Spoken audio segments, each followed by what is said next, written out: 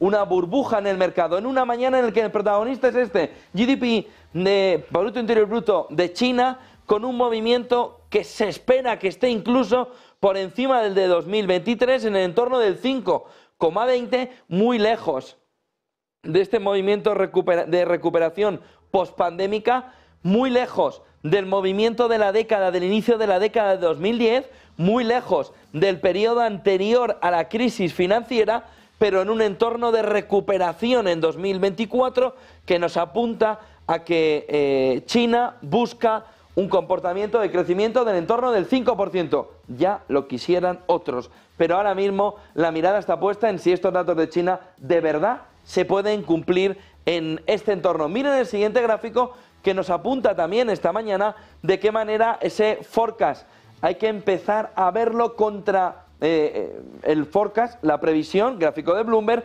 del resto de los analistas. Y por un lado tenemos el crecimiento real chino en el entorno del 5,2%, el target, es decir, el objetivo de China que haga una especie de landing en el entorno del 5%.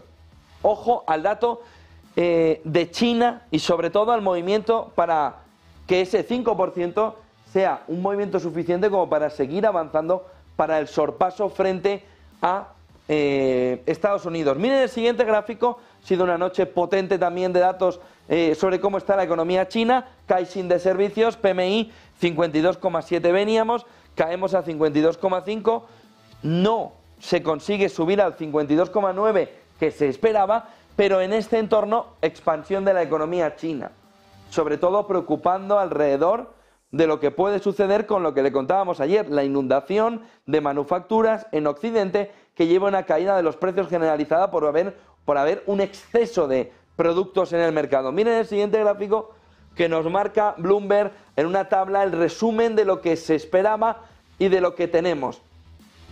Se espera el mismo crecimiento que el año pasado, alrededor del 5%, alrededor del 5%. Déficit fiscal, 3%. El año pasado veíamos un aumento al 3,8 en octubre. Se espera que se recoja este déficit fiscal. Esto no termina de entenderlo una parte del mercado que estima que para conseguir un crecimiento de alrededor del 5% y no del 4 o del 4,5%, necesitas un estímulo fiscal importante, sobre todo para recuperar el capítulo inmobiliario. Pero 3%. Hay una parte importante de cuota de emisiones locales por parte del gobierno, 3,9 trillones de yuanes, 3,8 en 2023, más o menos lo mismo. Inflación en el 3%, igual que el año pasado, en ese entorno. Creación de empleo el año pasado alrededor de 12 millones, este año alrededor de 12 millones. Tasa de desempleo 5,5, el año pasado 5,5. No cambia prácticamente nada en una economía que Xi Jinping cree que debe ir ya a velocidad crucero entre años, sin modificarse demasiado. Miren el siguiente gráfico que nos lleva también al paquete de estímulo fiscal. ¿Qué esperan los analistas también del movimiento de déficit fiscal? Les ha dicho 3%, alrededor de ese balance sheet, de ese increase, de ese incremento del balance del Banco Central chino, 3%, un poquito para arriba. Déficit gubernamental para crecer un 5% en el entorno del 7 y poco por ciento.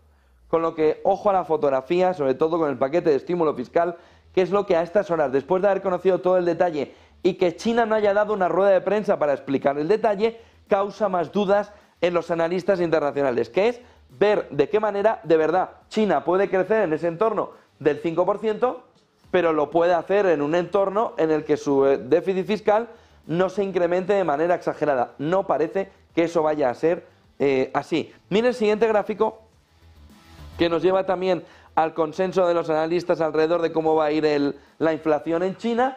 Nos decía China alrededor del 3%, gráfico de Daily Shot, que nos dice que ni de broma. El consenso estará en una deflación importante que quedaría en el entorno del 0,8%, no del 3% como espera China. Es decir, hay demasiadas cosas que descuadran en el plan de China para 2024. El crecimiento, el déficit fiscal, la inflación esperada por una demanda interna que China que espera que esté más fuerte, y los analistas nos están diciendo que no hay camino para ello. 0,9% en un entorno en el que China espera el entorno del 3%. Bueno, va a ser bastante complicado que en términos interanuales la inflación pueda cuadrar entre uno y otro. Último dato, 0,8%. Miren el siguiente gráfico. ¿Por